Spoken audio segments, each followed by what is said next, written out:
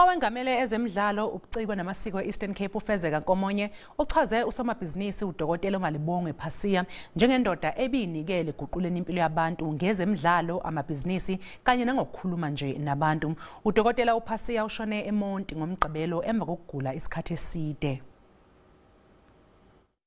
Enkosi kakhulu ngenene sikuyinkonzo yokuthi indlela nhle kwindoda ebisazo kakhulu ingakumbi kwezoshishino, kwezemidlalo nakwezinye ke imicimbi, ingakumbi kwiphole eMakoloni.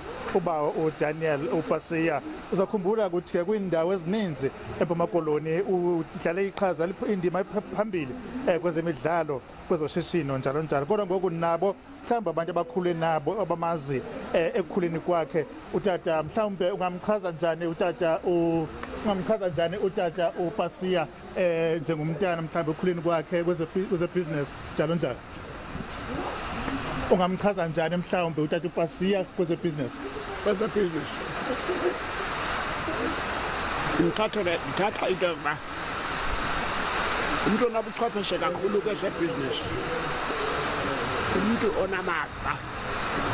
onamava nje, usuka nayo lento ezantsi kuba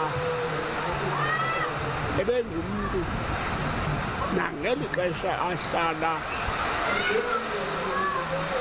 engangeli ebengumuntu osenga inkomo athengisa ubisi enyuka naloo nto banevenkile, yakhula ivenkile yakhe wakhulisa abantwana evenkileni. Namhlanje abantwana bakhe their own right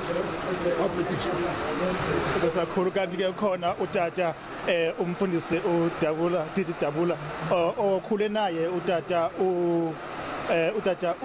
uPasiya. Mhlawumbe ke ngamchaza njani utata uPasiya ekukhuleni kwakhe, mhlawumbe nakwibhizinesi njalo njalo? Sakubambela imali. Wazithoba esemncinane uDan, sikhula naye kwelaa ziko lemfundo kuthiwa iBlysuit. Sebemka ke bonke abanye sasifunda nabo.